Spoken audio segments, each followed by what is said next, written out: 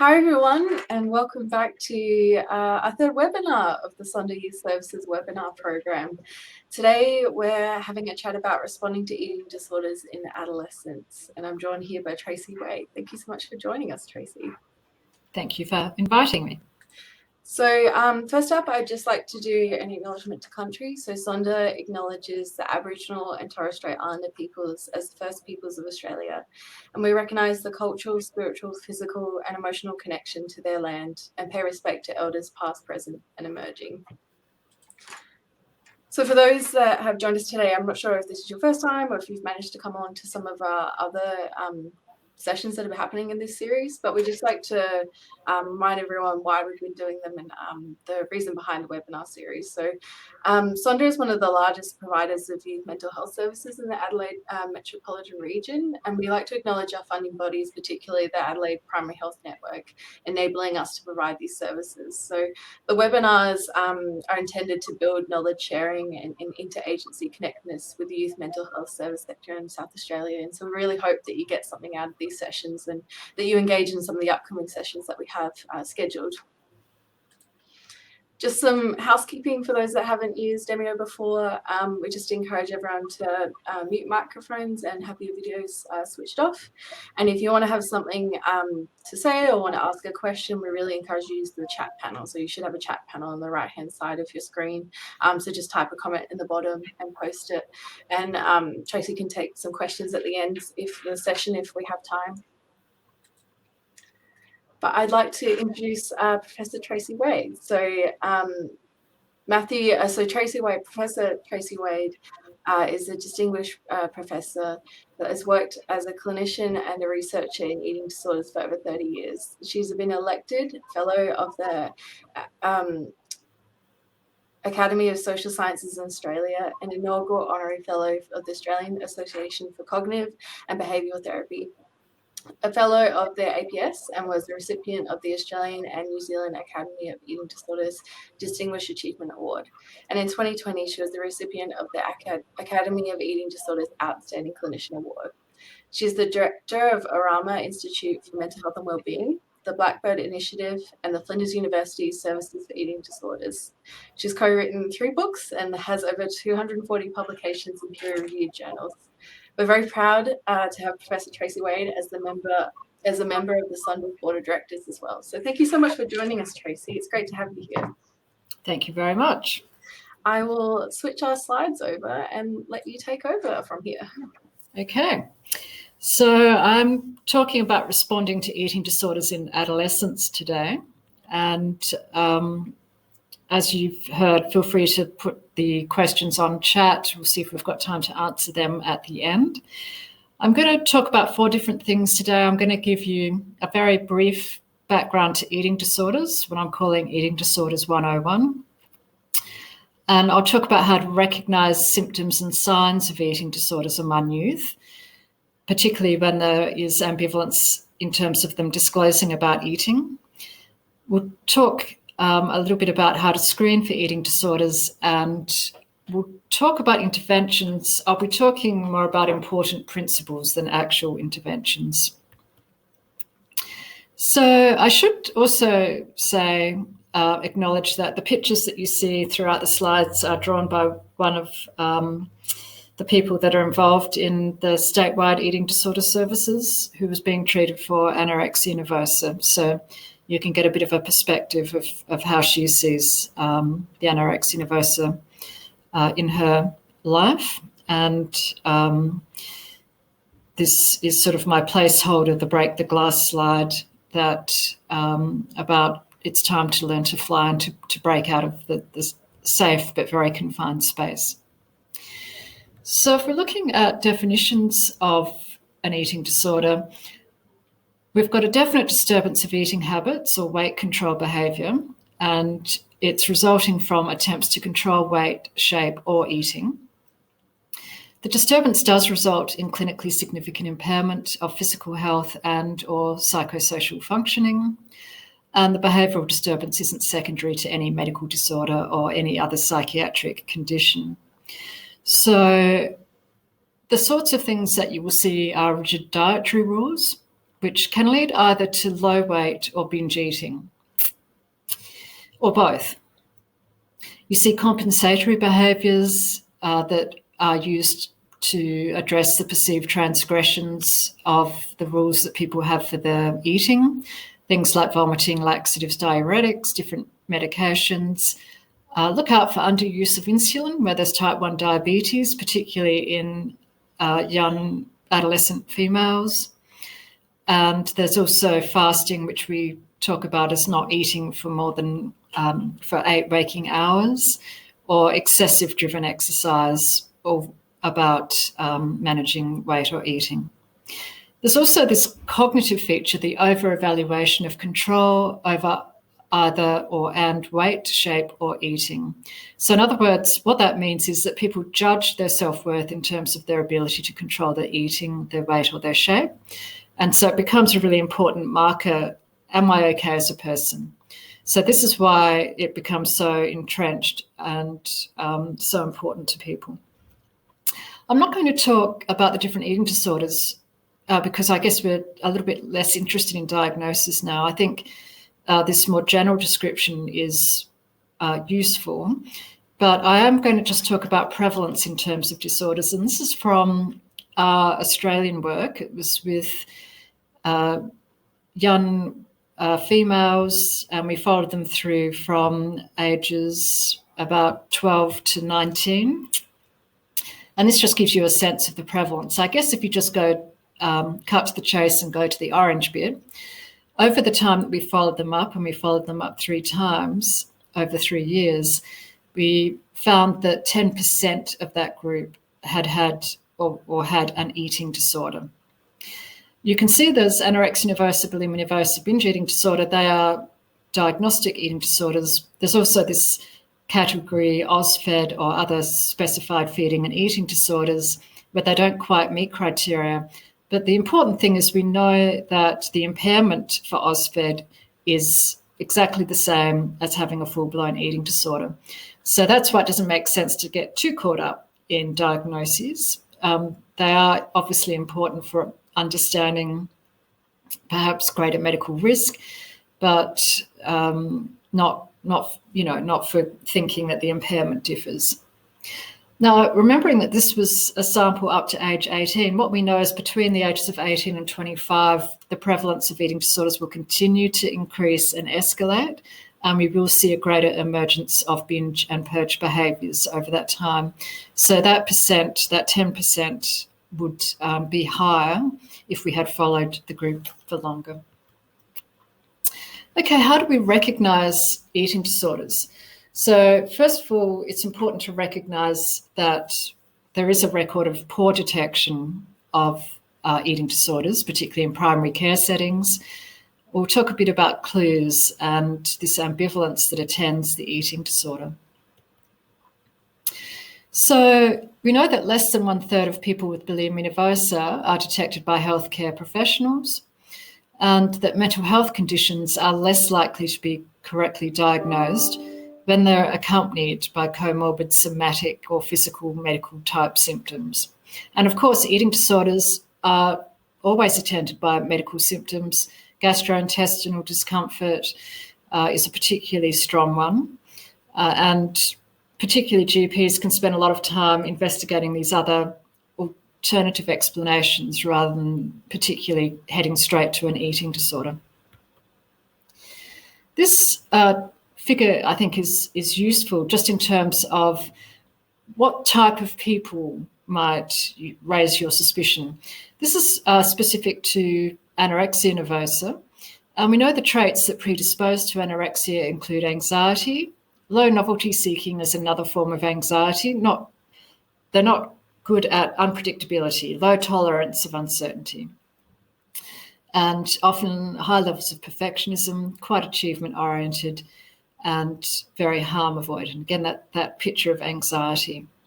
And of course, the entry to puberty, and the other trigger is the entry from adolescence to adulthood. These are the 2 peak times for the emergence of eating disorders. They increase anxiety. You've got a whole lot of new developmental challenges against a background of the brain developing, hormonal change, and developmental stress.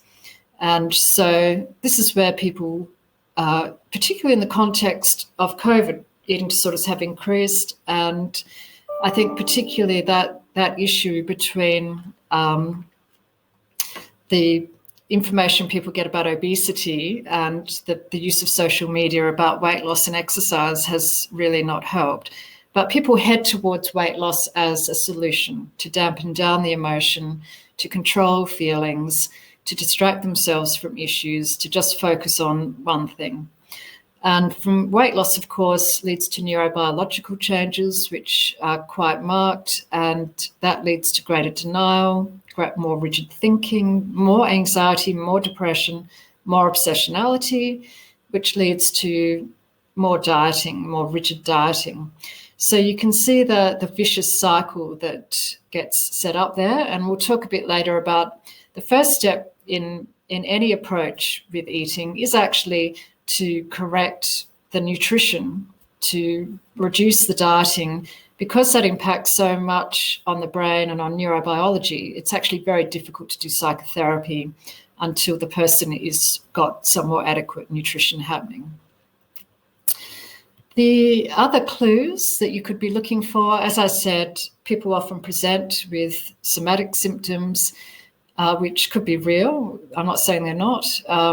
So gastrointestinal, gynecological complaints are reported at a significantly higher level in the 5 years prior to being diagnosed with an eating disorder than compared to people without an eating disorder. And even at a very young age, at childhood, we can see the emergence of eating disorders. The risk factors here at age 7, children will be using a high level of dietary restraint for a whole lot of reasons, which might sound really legitimate, but and probably not mentioning body image at that age. But also a lot of emotional dysregulation. At age 9, the body dissatisfaction starts to emerge, starts to perhaps take on a voice. Now, as I've said, there's a lot of ambivalence associated with eating disorders, and often people don't offer up that information. They might say, I have gastrointestinal symptoms, I feel depressed, I feel anxious, but unless you ask, they may not tell about the eating. And there's a whole lot of reasons for that. There is shame and stigma, negative attitudes towards eating disorders. When you do surveys, people say, oh, it's their fault. It's, that their responsibility, which they wouldn't say about someone who's depressed or had a psychosis. There's often a failure to recognise the severity of the disordered eating, and people just think it's normative and it's acceptable, and they don't understand the impact both on their body or their brain or their emotion. There's ambivalence about the disorder and the treatment. This has been a solution to a problem. And so when a helpful therapist like me comes along and offers to take away that solution, people are not that keen. And so the motivation to change will always be fluctuating, and ambivalence is the norm. That actually is, there's nothing unusual about that. There's nothing odd about that. Often the health professional just doesn't ask about disordered eating, and that this is data from a specialist mental health outpatient clinic in Perth. And when you actually did start to talk about disordered eating to people who are presenting for depression and anxiety, 18% did have eating problems, and 7% met a criteria for an eating disorder. And often health professionals are not that well acquainted with eating disorder symptoms. Even when they're told about them, they're not identifying as an eating disorder. So there's a number of issues that make it difficult for people to be recognised, particularly recognised early.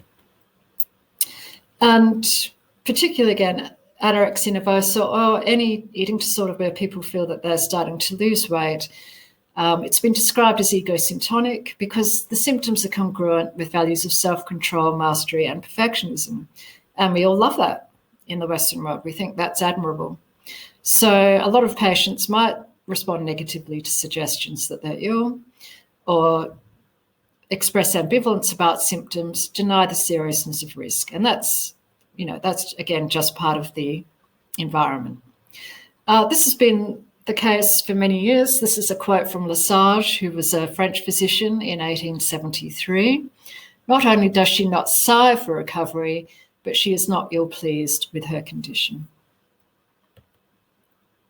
So we emphasise strongly the use of motivational interviewing strategies for eliciting change talk and infusing whatever therapy you're using with that MI approach. So MI itself is not a therapy.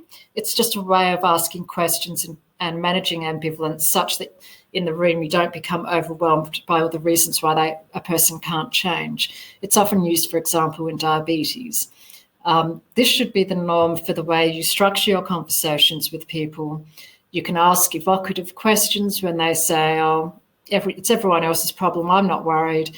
You could say, so you don't have any concerns about what's currently happening? And often people, I've never met a person with an eating disorder who's said no to that. No, I've got absolutely no concerns. But another useful question there is, well, what would your parents or your significant others, people that love you, what would they say they've noticed and are concerned about? And as the person starts to talk about that, their own concerns start to come in. So it's the usual sort of MI. I'm not going to do a tutorial on this, but asking for elaboration, examples, looking forward if this continues, looking backward, before the eating disorder, what was your life like? Query extremes, using the change rulers, exploring goals and values that can direct future behaviour. And often people do feel ashamed about the eating disorder, the way it is making them lie or remove themselves from their social supports. So there is a lot about the eating disorder that takes people away from important values. And of course, coming alongside, not expressing surprise, but understanding, really getting why the person is in the situation and really helping them understand that vicious cycle that the biology has locked them into. Now, a short screen for eating disorders. You may have heard of the SCOFF. I'm not particularly fond of that. The one that is emerging as a favourite really is one that's a bit of a mixture of the SCOFF and other things, and it was published on in 2018.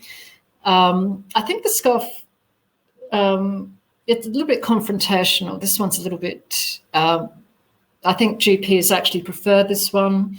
It's a little bit more conversational. Do you often feel the desire to eat when you're emotionally upset or stressed? Do you often feel that you can't control what or how much you eat? And people with bulimia nervosa or anorexia nervosa will answer yes to that. Do you sometimes make yourself throw up to control your weight? Are you often preoccupied with the desire to be thinner? Or if it's young men, it might be musclier, but it might also just be smaller. So you need to think about the wording there. And do you believe yourself to be fat when others say you are thin or that you look fine? Okay, there is a very useful website that you can use. It's the National Eating Disorder Collaboration website. It has a lot of resources. And the web link that I've given you there is specific to screening and identification. So that talks about the various screens and can help you look at the options there. Okay, we're up to the last thing that I wanted to talk about, which is interventions. And I would direct you to the paper there. It's free online. It's from the Journal of Eating Disorders. A group of us from the Australian and New Zealand Academy of Eating Disorders got together in the context of the new Medicare items for eating disorders and talked about the treatment principles and general, what should be the training standards for clinicians. So that's a good sort of background document, and I'm pulling out some points from that for the remainder of the talk. I think the first thing to get front and centre is that recovery from an eating disorder is possible. And the picture I have there is of two of our previous people that have gone through treatment here in South Australia. This picture's taken in New York. They promised each other when they recovered from anorexia nervosa, and they were both in hospital for very long periods of time with anorexia nervosa as adolescents. they promised themselves when they recovered, they would go to New Zealand and have a glass of champagne. So that's what they're doing there. And a lot of people with eating disorders come in and they're not aware that recovery is possible. There's often I didn't know that was a thing. And I think sometimes clinicians can begin to believe that recovery isn't possible. So I think we need to have that front and centre. And we know that 45% of people who have had an eating disorder will be asymptomatic 45 years after the initial onset, and that might be with or without treatment. But we also know a younger age of detection in primary care, and this is the importance of the GP, predicts eating disorder recovery. And that really leads on to my second point. Early intervention is important. Don't watch and wait. As clinicians, we often get people coming to us who said, well, the GP said, well, it's just a phase, just watch and wait. They'll grow out of it. It's not so bad at the moment. And then, of course, they, within months, they're presenting an emergency with in a very dangerous state. So we know that getting in early does reduce the likelihood that an eating disorder develops, and therefore reduces the duration and the destruction that the eating disorder wreaks. I've got a question here. Is it possible to have the links emailed to us? Sonder does have these slides, and I'm quite happy for them to be made available. So we've got a thumbs up. That's all good. Okay, early change does predict better outcome. Over many, many years of trying to predict who does better with what treatments, the only thing that we know, it's not about how unwell they are, it's not about motivation. Some studies find these things are predictive, but others don't. The main, most powerful, consistent across all sorts of groups is early change in treatment predicts better outcome. So we know that in the first 4 to 10 sessions, if people are making changes, then they're likely to have a good outcome. And if they're not, then you need to do something different because the outcome is likely to be poor.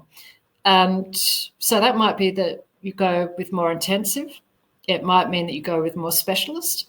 It might mean greater involvement with the family in terms of helpful allies in treatment. It might mean greater involvement of a multi-D team. It could mean adjunctive work that's focused on the issues you think are blocking progress, like emotional regulation. Perhaps adding a DBT group might be something to try. So really encourage you to monitor progress, to look at early change, and then to discuss collaboratively with the client what that means and what needs to happen differently if there's not early change. Families are a vital partner in the treatment team. For children and adolescents with anorexia nervosa, all the evidence-based therapies include families as treatment partners in some way, more or less, and treatments for youth also seek to involve families as much as possible. And obviously with adults, with partners, it's become really the rule of thumb. We've moved in my lifetime from a field that blamed families and tried to, conduct familyectomies and cut the family out to working with the families as partners. Now, having said that, some people do not want families involved. Some people are not able to have families involved, and some families are not helpful. So this is, again, a case-by-case basis. We also know that care across the multidisciplinary spectrum is essential. You have to manage both physical and mental health issues. And so a GP who sees the person regularly and who gets the eating disorder is absolutely essential. There will also be a therapist. There could be a dietitian. There may be a pediatrician. There may be a psychiatrist. But certainly the GP and the person who does the therapy are absolutely essential here. We don't routinely involve dietitians. We don't have access really to them here at Fuse, but we have materials provided to us by dietitians who specialise in eating disorders. It's called the Real Food Guide. It is online, I'm pretty sure. And again, that's worth looking up because it's got a very nice lot of information about regular nutrition and what people need to ensure that.